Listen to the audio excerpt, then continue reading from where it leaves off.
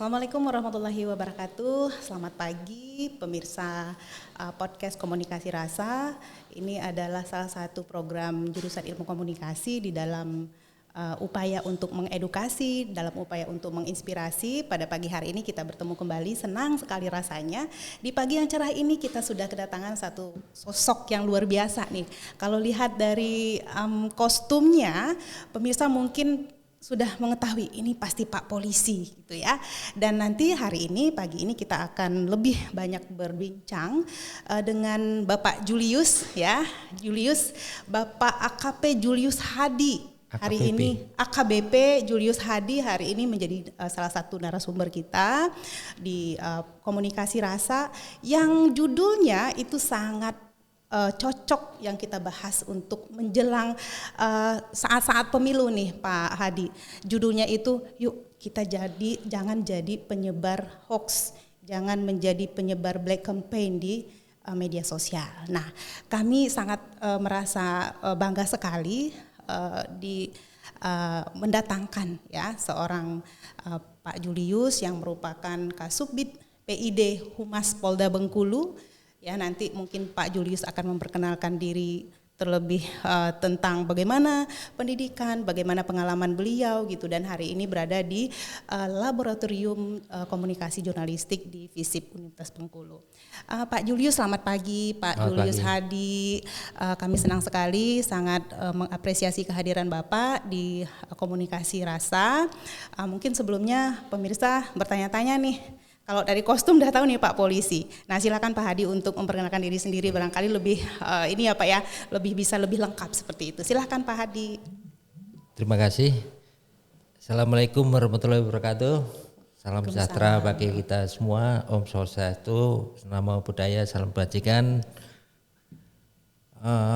Terima kasih atas kesempatannya yang diberikan, Ibu.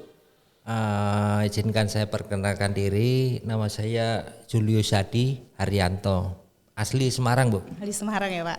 Jadi mulai SD, SMP, SMA, kuliah di Semarang ya. Cuman saya memang bukan dari akademi, saya dari lulus kuliah, daftar polisi pas kebetulan aja diterima saya. Pendidikan di Magelang selesai, langsung Letnan 2 saya. Kemudian saya melanjutkan lagi sekolah formal saya di Bengkulu ini, ambil S1 lagi di komputer di Universitas Dhansen. Ya. Kemudian saya ngambil S1 lagi hukum di Universitas Hasyairin. S2 saya ngambil di SMA Jakarta Bu. S2 saya manajemen. Kemudian untuk pangkat mungkin dari semuanya sudah tahu saya AKBP, saya Kasubdit PID. PID ini pengelolaan informasi dan dokumentasi. PID Humas Polda Bengkulu. Sebelumnya saya minta maaf karena harusnya Pak Kabid sendiri, Pak Anwardi, Pak Kombes Anwardi, kebetulan beliau banyak kegiatan Bu. Kunker ya Pak ya. Ada kunker, persiapan kunker juga diwakilkan ke saya. Harusnya lagi sebenarnya Pak Kasubdit Penmas Pak Agung, AKBP Agung. Kebetulan juga hari ini ada kegiatan beliau. Ada kegiatan. Rezeki kami untuk ketemu Pak Julius hari ini. Terima kasih. Masya Allah ya. Terima kasih atas perkenalan singkatnya. Ini sangat dekat, Humas Polda Bengkulu ini sangat dekat dengan kegiatan-kegiatan untuk mengedukasi masyarakat.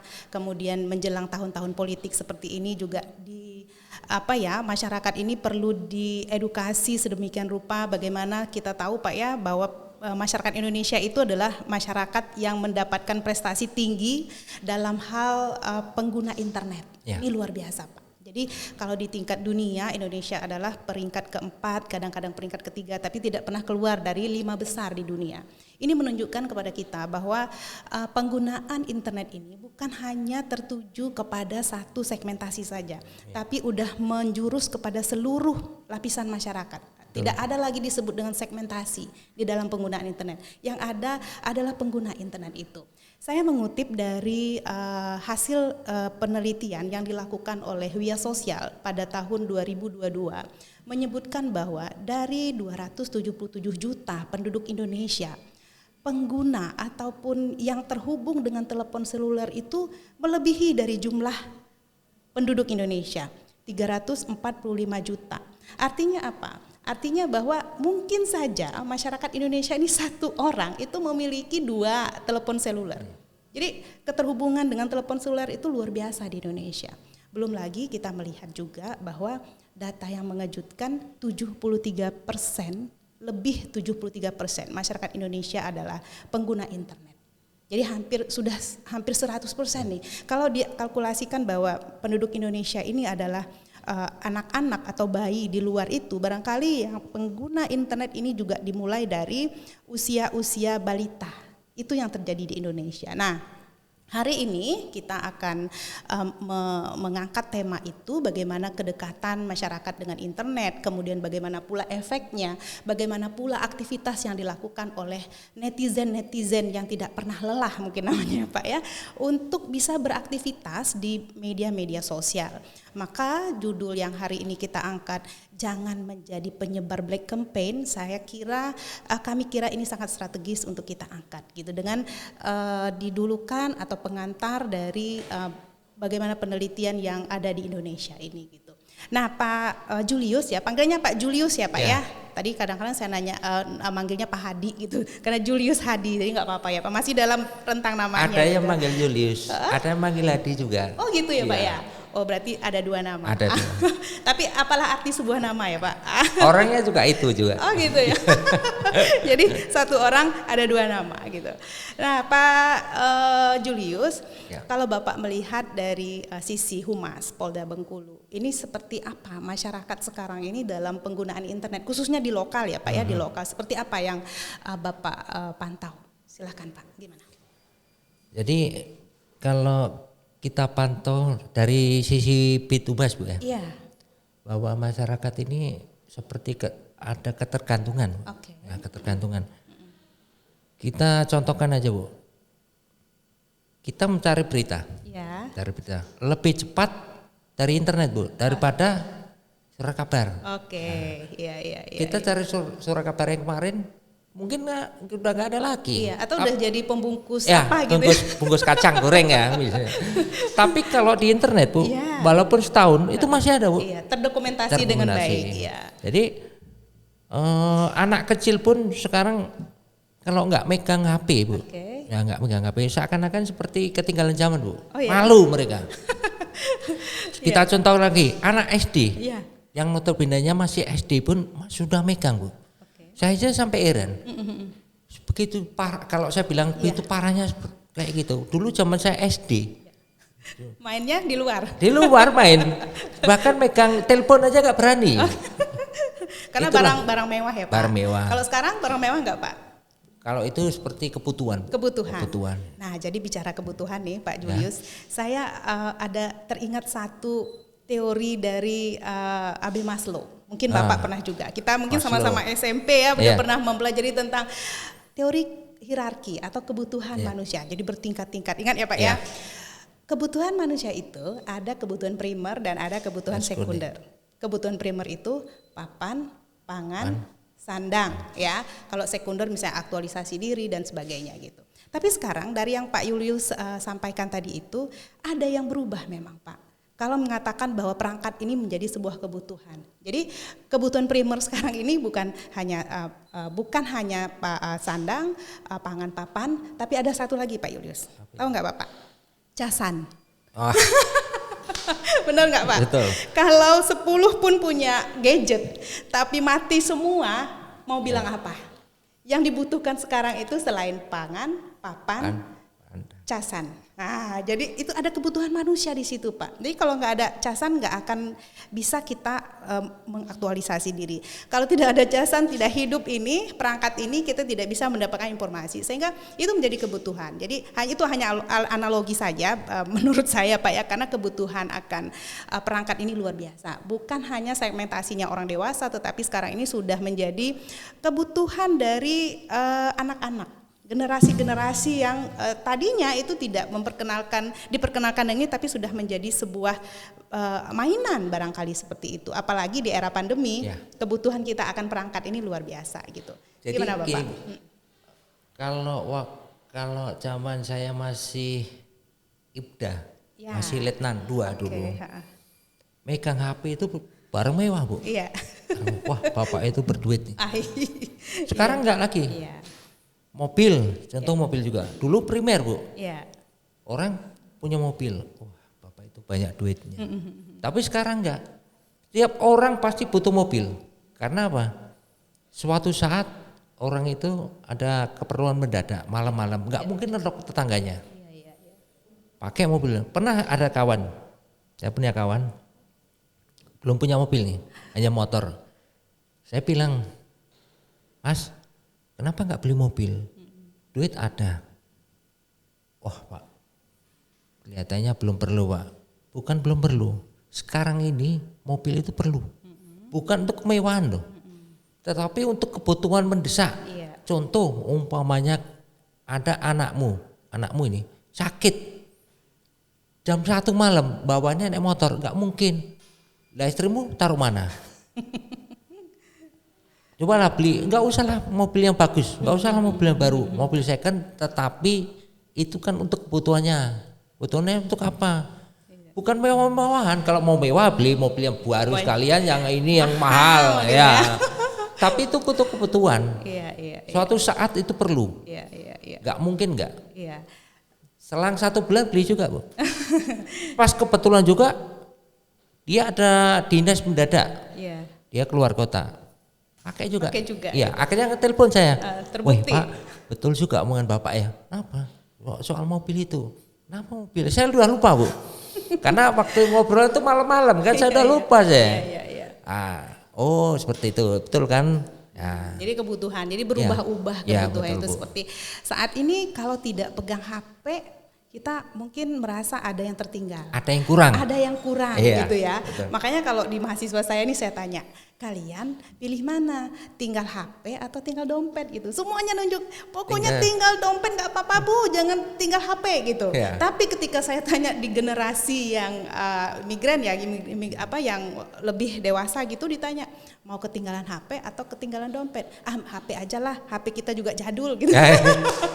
Tapi kalau mahasiswa tidak bisa. Dompet bagaimana? Dompet itu ada e-walletnya.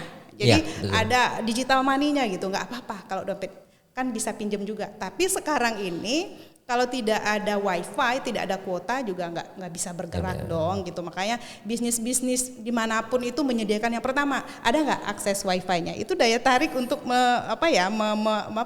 mengundang orang-orang untuk bisa konsen ke bisnis tersebut gitu. Nah itu membuktikan bahwa sekarang ini memang gadget internet itu merupakan sebuah kebutuhan mendasar, gitu ya. Kita mendapatkan informasi yang banyak, dan di antara informasi yang banyak berdatangan dengan kita. Padahal kita kadang-kadang tidak mencari ya Pak, informasi datang sendiri gitu ya. Dengan perkembangan juga media sosial yang luar biasa gitu. Nah berkaitan dengan itu Pak Julius, media sosial ini ada sisi positif, ibarat mata uang ya. Ada sisi positif, ada sisi negatifnya. Kalau kita menggunakannya dengan bijak, kita juga mendapat manfaat darinya. Kemudian kita juga di sisi lain efek yang negatif itu juga tidak sedikit gitu.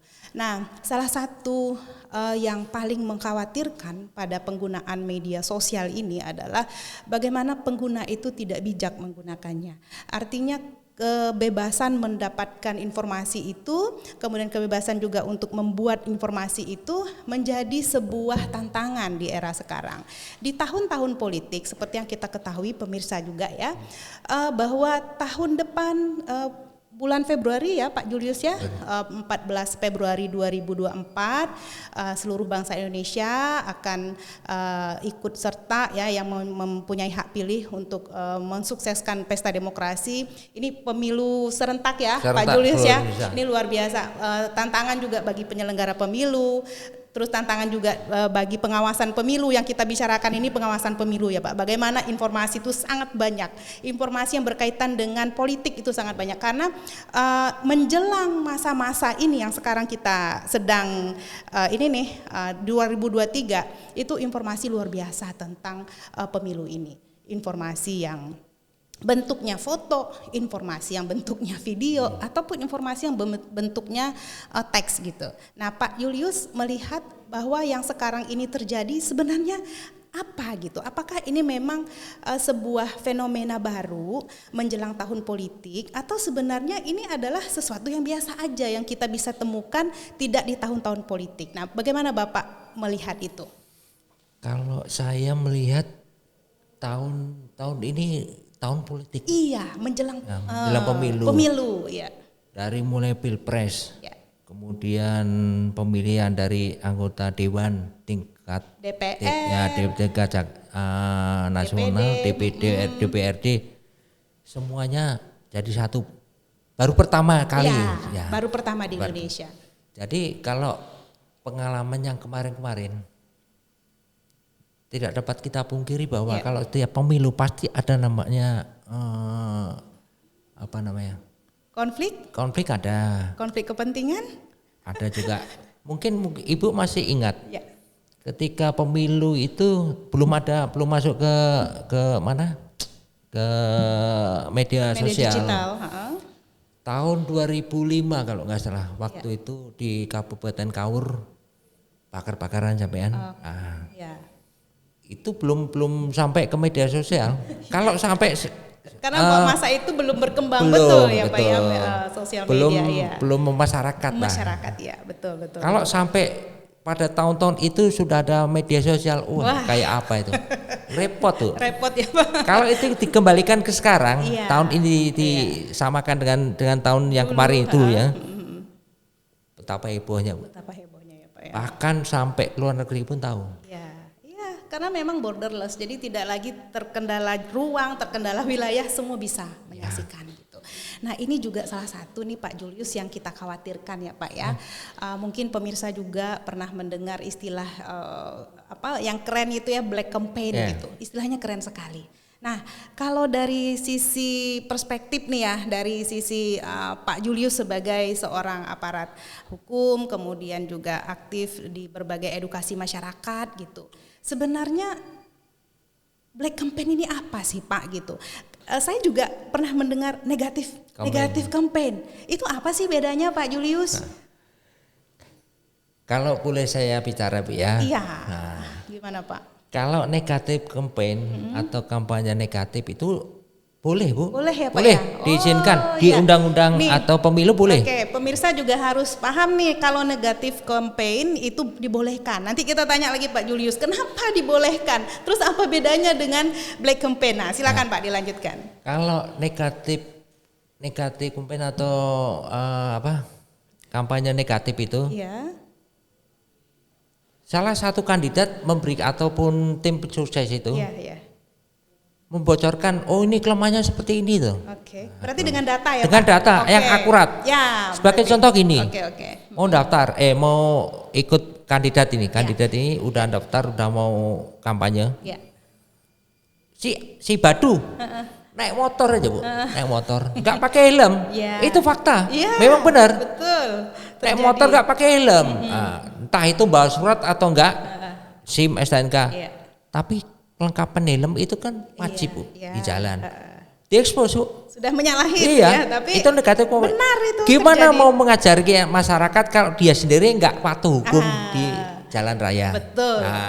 Itu kira-kira Pak ya, itu negatif campaign itu. Jadi dengan data yang akurat, dengan fakta gitu ya. Nah, bagaimana kalau dengan black campaign Pak Julius? Kalau black campaign itu seseorang atau tim sukses atau pihak-pihak yang ingin menggagalkan kandidat itu dengan cara memberikan suatu statement yang tidak relevan atau tidak terbukti.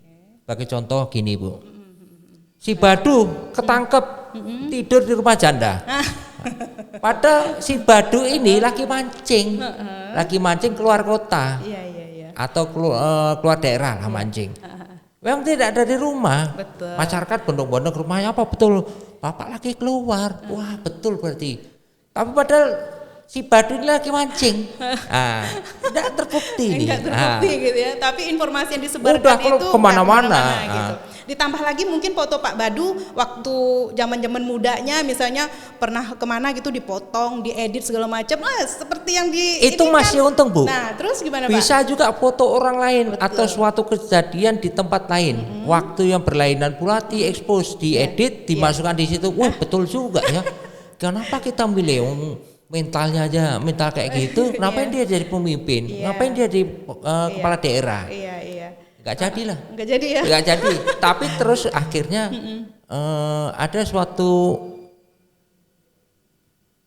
suatu apa namanya, suatu keinginan dari tim suksesnya, dia langsung dikomplain Bu, langsung diklarifikasi, oh Bapak itu bukan tidur rumah janda, mancing di mana? Luar kota. Tapi untuk klarifikasi sesuatu yang sudah beredar di sosial media itu membutuhkan energi yang besar juga ya Pak ya. Kalau tidak dengan strategi yang jitu seperti itu. Ya kan Pak ya. Tapi sesungguhnya ya Pak, dari tadi ada negatif campaign, kemudian ada black campaign, itu sebenarnya bermanfaat bagi masyarakat. Bermanfaat itu maksud saya gini loh, dari adanya negatif campaign, kemudian ada black campaign itu, masyarakat itu semakin kritis jadinya kan Pak ya. Itu sebenarnya sisi yang positif Pak. Jadi segala macam informasi yang sudah tampak, yang sudah di viralkan, yang sudah diposting misalnya gitu, itu kan membuat masyarakat benar apa tidak ya. Kalau misalnya masyarakatnya kritis apa yang disampaikan sebagai black campaign, dia akan mencari sumber lain ini untuk memastikan apakah yang disampaikan tentang si Badu ini seperti itu.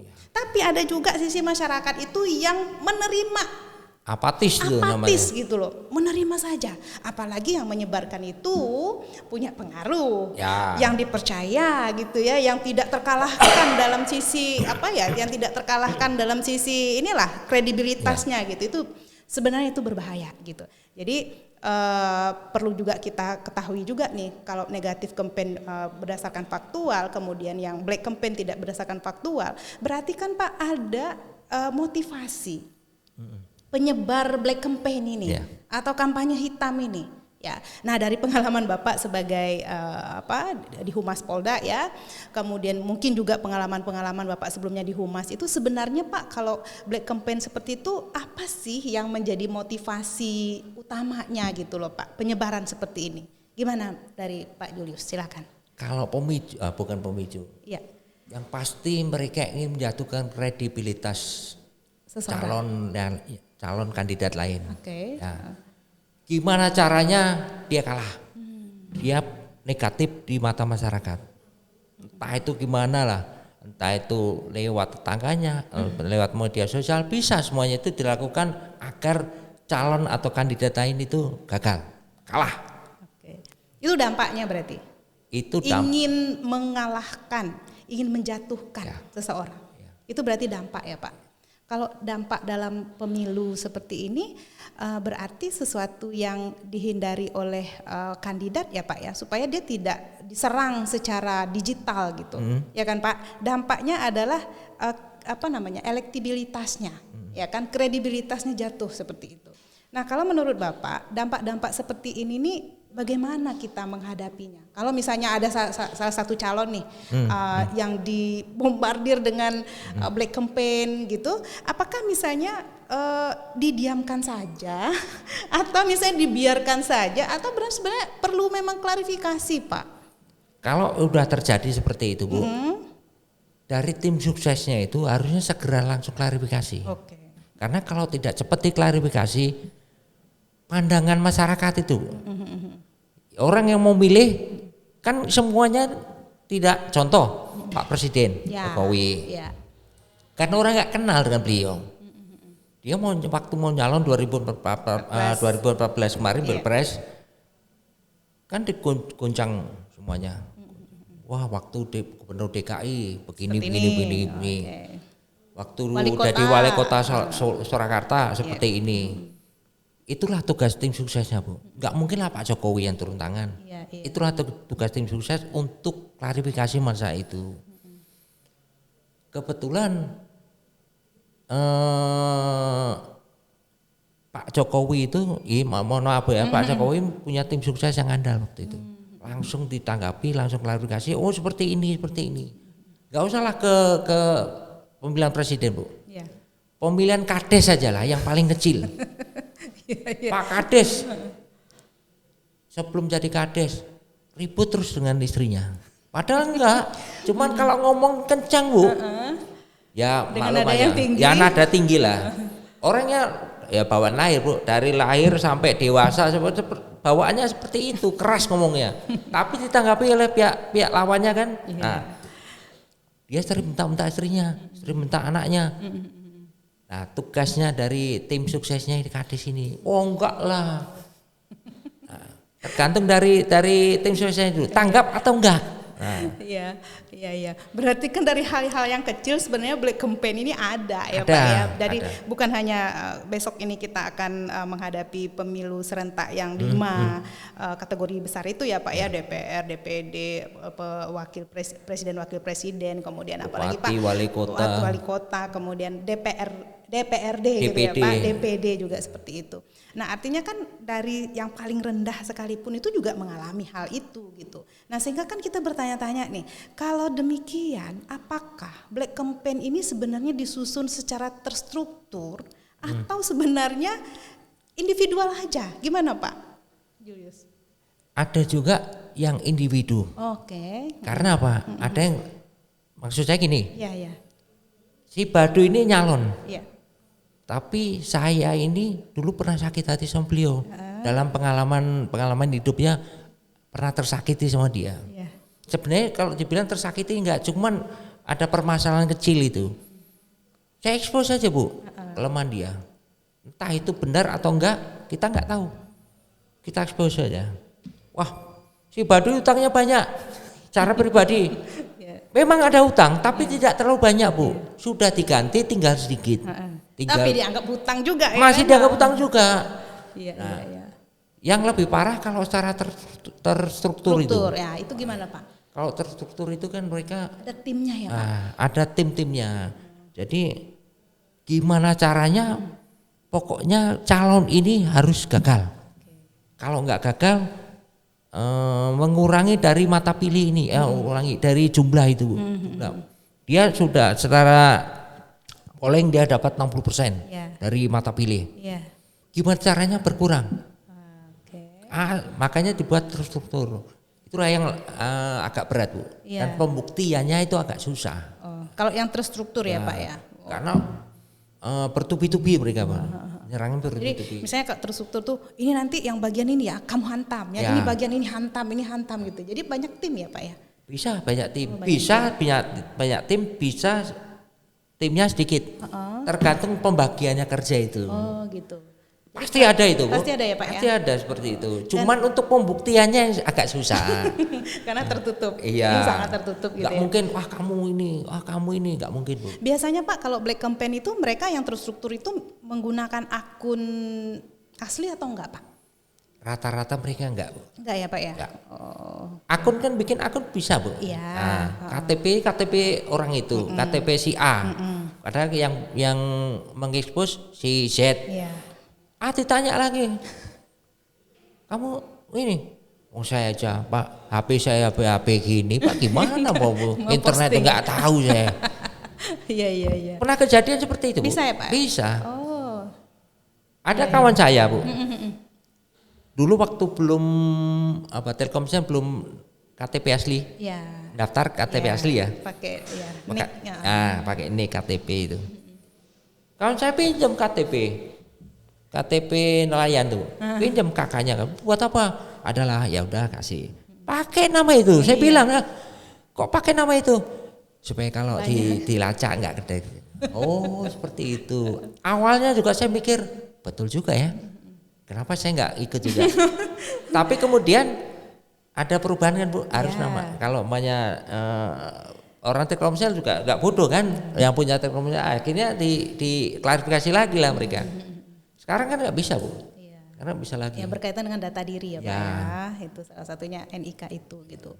Oh jadi ya ini ya Pak ya, artinya dalam sebuah kampanye, masa-masa kampanye seperti ini bisa dilakukan secara individual, bisa dilakukan secara struktur ya, terstruktur tuh dengan tim yang solid. Yang pasti gitu ya. Timnya andal, solid. Oke. Memang dari awal sudah. Kalau saya nyalon Bun. Saya akan cari yang pakar-pakarnya. Kamu bantu saya. Nanti tugasmu seperti ini. Gimana caranya saya menang? Harus menang. Butuh duit, saya kasih. Itu maksud saya. Jadi itu juga ada harganya gitu ada, ya. Bu, ada. Kreativitas untuk membuat black campaign itu ada harga dan harganya tinggi. Ya pasti, Bu. Iya. Orang mau nyalon ini bukan rahasia umum lagi, Bu. Iya. Orang mau nyalon. Iya. Entah itu tingkat kades maupun tingkat atas, wah, saya nggak berani nyebutkan tingkat mana, Bu. Pasti sudah nyiapkan, Bu. Itu apa Pak namanya? Belanja media ya? Ya, ada banyak lah sebutannya. Iya, sebutannya banyak. Saya nggak berani nanti ada yang tersinggung juga, repot nanti. Iya. Gak usah jauh-jauh, mau daftar bupati, mau nyalon bupati aja. Ada pernah saya selentingan, kamu siap nggak? Duit minimal 2M. Kawan saya bingung, waduh 2M, nggak ada 2M. Paling kalau jual mobil, jual rumah, Gak nyampe. Paling gak nyampe 1M ya. Lah gimana kau mau dari bupati? Wong duitmu aja mepet gitu, cumpet gitu. Ya itu contoh, Bu, contoh ya. Ini benar, Bu, realitas, fakta ini. Iya, artinya kan persiapan finansial itu bukan hanya untuk dipersiapkan untuk black campaign ya Pak, tapi untuk hal-hal yang lainnya gitu. Tapi saya ya Pak sangat tertarik gitu untuk menelusuri lagi black campaign ini.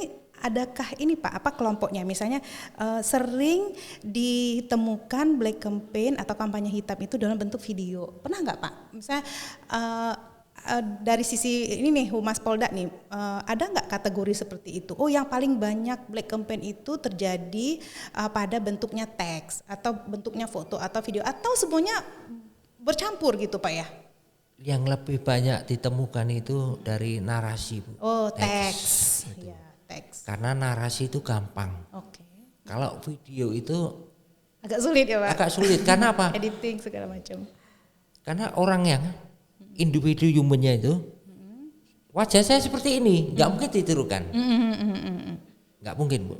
Tapi kalau narasi itu gampang, Bu. Buat tulisan. Nah, orang mau cek lah gitu. Tapi kalau video bukan itu wajahnya orang itu sih tukang becak itu, bukan saya. Nah, itu. Ya. Tapi dari video kan juga ini Pak ada deepfake namanya ya Pak. Potongan-potongan foto video, itu paling. Potongan-potongan kemudian dibuat dalam satu konten khusus itu kemudian disebarkan seolah itu benar-benar terjadi seperti itu. Itu kan juga banyak, modusnya tuh banyak ya Pak ya. Tapi dari keterangan Pak Julius tadi yang paling banyak itu adalah di narasi atau di teks. Ya Pak ya? Iya, betul. Karena semua orang sangat mudah bisa membuat itu, punya kemampuan itu untuk menarasikan. Dari gitu. Anak SMP pun bisa, Bu, ya, bisa. Ya? Okay. Gak usah lah anak SMP yang sudah terbiasa. Gak usah anak SMP itu kelasnya ranking 1 enggak. Ranking 1 tapi kalau nggak pernah jarang ya megang HP ini. Nggak bisa juga. Jadi keahlian itu bersinergi dengan sering atau tidaknya ya Pak. Betul, ya? Bu. Oh, oke. Terlatih dia untuk melihat itu. Anak saya pernah nanya, Papa punya Instagram nggak punya? Nggak gaul. Iya, bilang nggak gaul, Bu. Iya. Lah Mas punya nggak? Mas punya lah, Papa itulah ketinggalan zaman. Diam aja, Bu. Yang penting buat Papa bisa telepon, bisa WA. Iya. Gini aja, lah ketawa saya. Ya udahlah. Jadi mungkin dalam persepsinya gini, sekarang ini itu kan kebutuhan.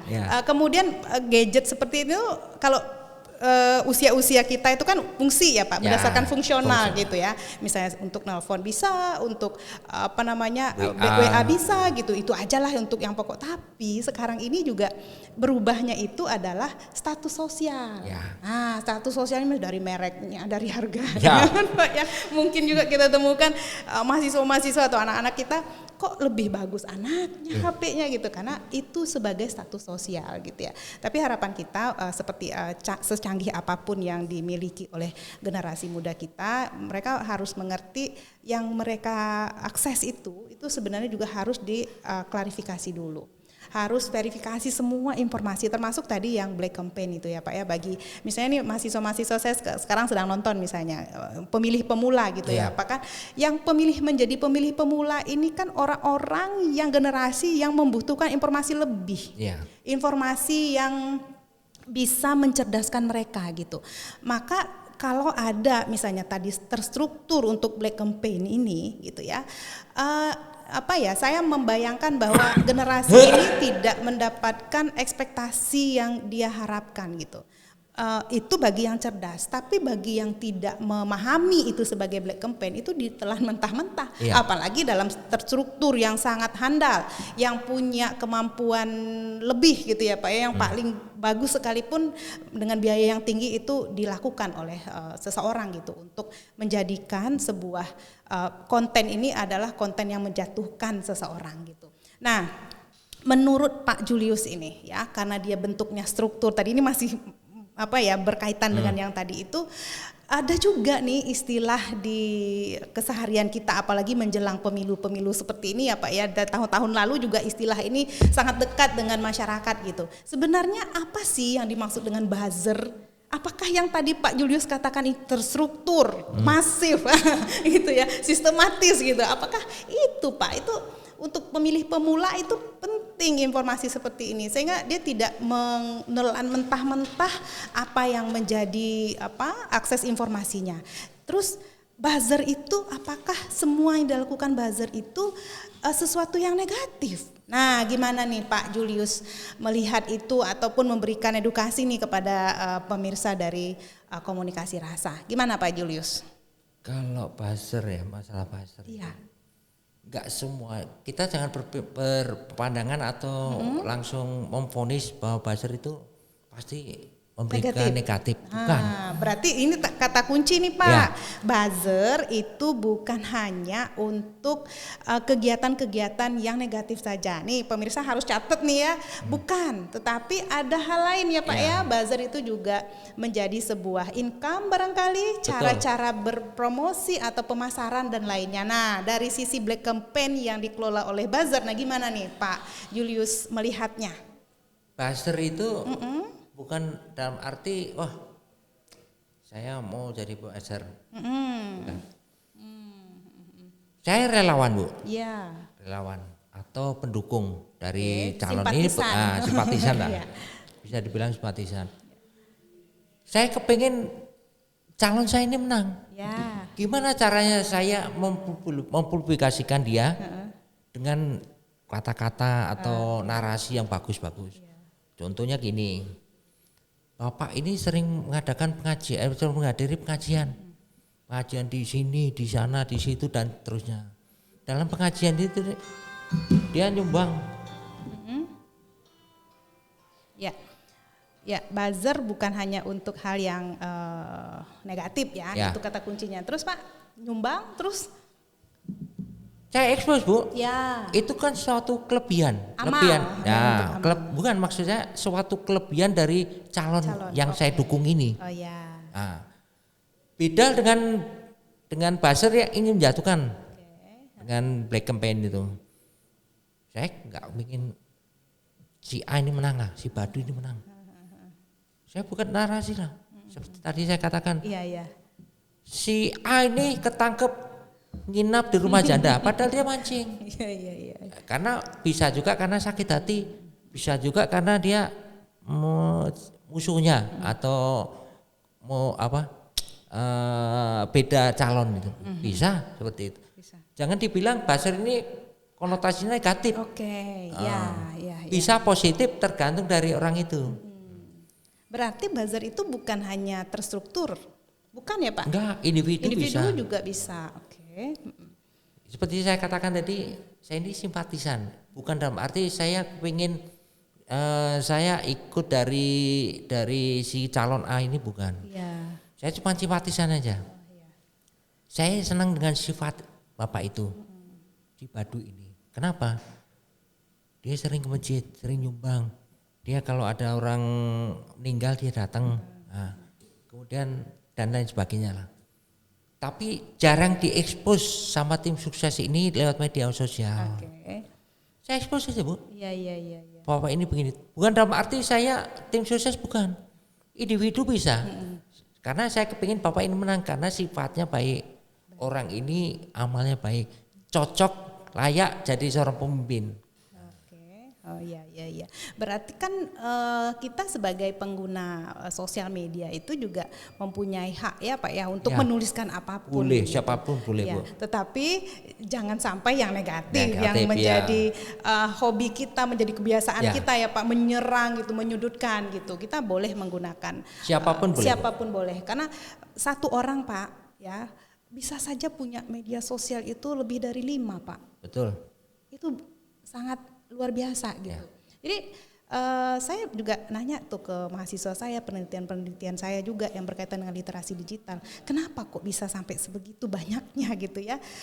Karena mereka itu ternyata media sosial itu kan masing-masing punya karakter. Misalnya Twitter itu terbatasnya pada apa?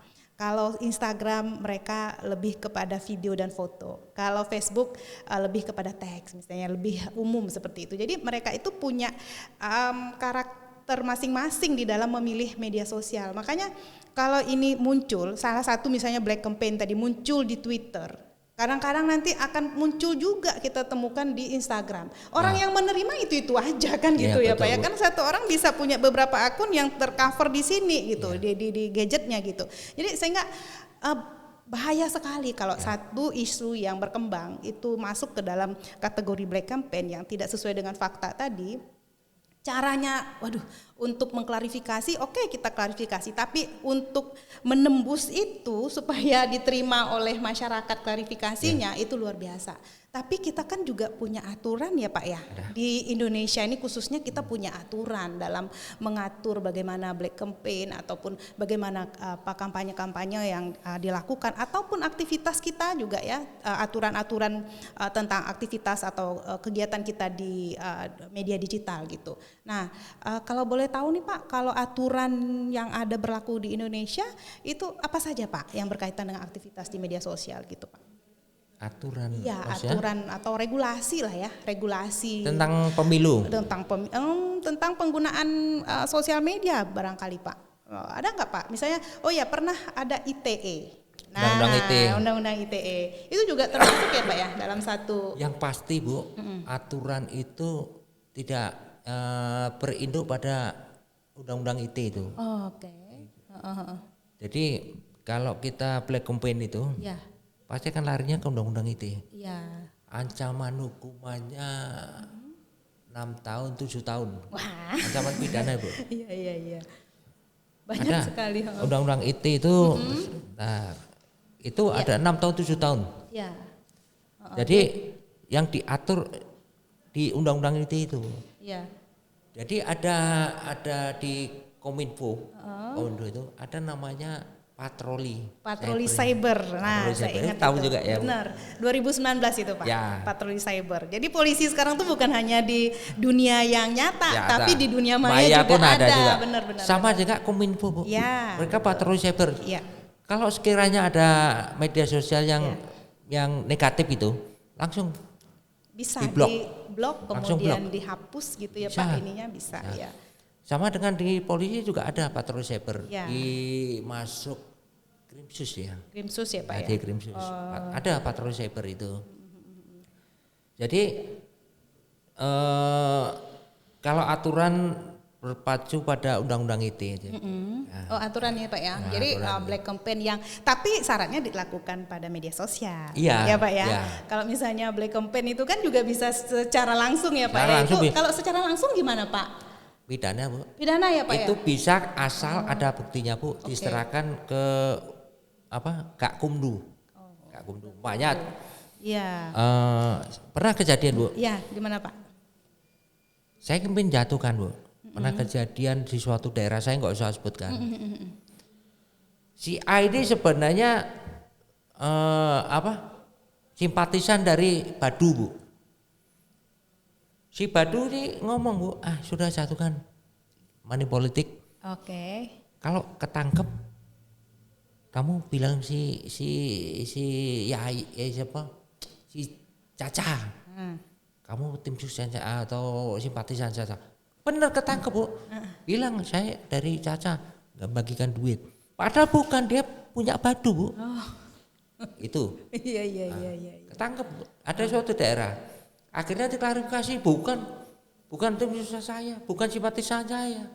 Nah terus akhirnya nggak tahu gimana. Dia memang pinter Bu. Barang buktinya entah gimana, saya nggak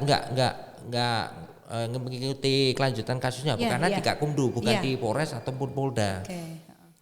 Selesai udah. Saya nggak tahu itu. Atau apakah barang buktinya yang tidak ada, ataukah memang yang menerima itu bilang tidak, saya tidak terima. Saya nggak tahu, saya karena nggak ngikuti kasusnya. Berarti kalau begitu tuh barang bukti ya Pak yang jadi ini ya Pak ya? Kalau nggak ada barang bukti nggak bisa Bu. Di Gakumdu yang pasti barang bukti harus ada, nyata. Kalau terjadi secara langsung seperti itu tanpa media sosial masuk ke pidana tadi ya Pak ya? Masuk pidana. Tapi kalau melalui undang-undang pemilu ya Pak ya? Pemilu. Kalau di media sosial barang buktinya ada. Iya. Ada kan? Iya betul. Masuk kampanye kampanye hitam itu. Ada saran. Barang buktinya ada. Di tulisan itu menjelek-jelekkan semuanya. Ada. Berarti jejak digital. Benar kan Pak ya? Ada. Nah, jejak digital itu hati-hati dengan jejak digital ya Pak ya, karena itu yang menjadi catatan dosa-dosa barangkali. Ya. Kalau bilang catatan dosa ya. Black campaign ya Pak ya, catatan dosanya lengkap gitu. Walaupun sebenarnya mau dihilangkan sudah dihapuskan, nggak bisa. Kalaupun sudah dihapuskan bisa kok ditarik lagi. Bisa. Gitu. Bisa.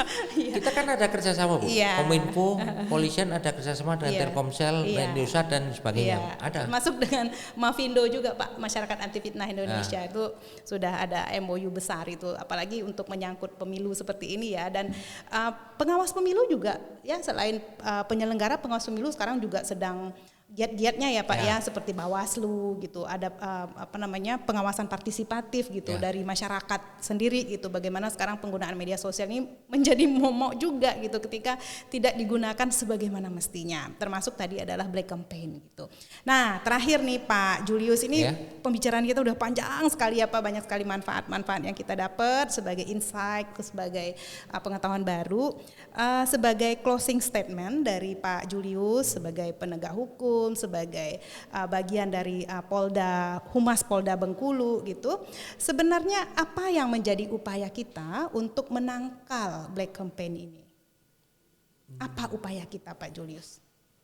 Kalau upaya kita dari sisi mana dulu? Dari sisi sebagai penegak hukum dulu. Apa sih yang harus dihimbau nih kepada pemirsa nih untuk masa-masa menjelang pemilu ini, kita harus ngapain gitu loh Pak dengan media sosial kita, dengan informasi yang kita terima barangkali seperti itu Pak. Berkaitan apa dengan banyaknya informasi arus yang begitu dianggap tsunami lah seperti itu ya Pak, dengan segala macam bentuk foto, video atau narasi. Terus apa upaya yang kita bisa lakukan untuk penyebaran black campaign ini Pak Julius? Baik. Kalau antisipasi ya antisipasi dari preventif ya Pak ya. Yang pertama, masyarakat itu mencari tahu dulu. Ada berita. Berita ini siapa yang nyebarkan Bu? Sumbernya. Oke, siap. Apakah kredibilitas dari sumber itu gimana? Iya Pak. Ecek-ecek atau memang punya kredibilitas gitu. Kan abal-abal banyak Bu yang abal-abal atau mengecek-ecek seperti itu. Iya. Telusuri dulu. Kalau memang benar, nanti kita pahami dulu. Kemudian yang kedua, kita pahami artikel atau narasi itu Bu. Benar atau enggak? Karena sekarang banyak tools loh Pak, aplikasi-aplikasi yang mudah sekali untuk membuat narasi. Betul. Banyak sekali Pak. Ibu tahu juga ya? Iya dong. Karena saya aktif juga di Mavindo gitu, jadi kita tahu cara kerjanya seperti apa. Dan banyak sekali aplikasi-aplikasi. Nah terus apa lagi Pak? Kemudian kita baca betul itu Bu, baca betul narasi itu, kita baca betul. Kita cari tahu sumbernya. Cari tahu betul atau enggaknya.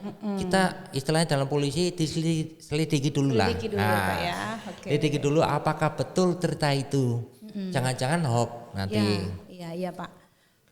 Kemudian yang keempat, kita kalau memang bingung seperti itu, kita tanyakannya bersangkutan ataupun mungkin dari kawannya, verifikasi lah namanya. Betul atau enggak? Berita itu. Nanya langsung gitu ya? Bisa namanya langsung, bisa lewat kawannya atau kalau dalam kampanye itu ada tim suksesnya, relawannya. Kita tanya benar atau enggak? Seperti saya tadi ceritakan. Si Badu ini ketangkep. Nah, ketangkep lagi tidur di rumah janda. Tanyakan dulu benar enggak itu. Jangan langsung telan mentah-mentah. Kan kebanyakan masyarakat kita itu biar aja, cuek lah istilahnya. Tapi kecuekan itu ada yang diklarifikasi, ada yang enggak. Kalau yang cuek biar aja. Saya tetap pilihan saya ke situ, enggak apa-apa, itu lebih bagus. Mau hitam mau putih, calon saya A, ya sudah. Kemudian udah tahu bahwa berita itu hoax atau kampanye hitam itu black campaign, ya jangan disebarkan lah. Udah tahu itu beritanya enggak benar, sebarkan. Kalau itu Bu, kita nyebarkan berita hoax itu, kalau kandidat itu enggak terima, dilaporkan, kena juga saya. Iya, berarti pembuat dan penyebar sama Pak? Kena juga. Ancamannya saya bilang 6 tahun. 6 tahunan, 6 tahun, 7 tahun. Saya yang ya mungkin kalau saya bilang bodoh lah. Pengen apa namanya, terkenal juga kan, nama saya disebarkan, padahal mungkin dia nggak ngerti kan, nggak ngerti karena nggak diselidiki dulu Bu, beritanya benar atau enggak, sumbernya benar dari mana gitu ya. Saya sebarkan, dilaporkan, kena juga saya Bu, kena juga. Yang membuat dan menyebarkan kena juga, sama Bu, kena juga. Di dalam undang-undang ITE juga begitu ya Pak ya. Jadi hati-hati nih Pak ya.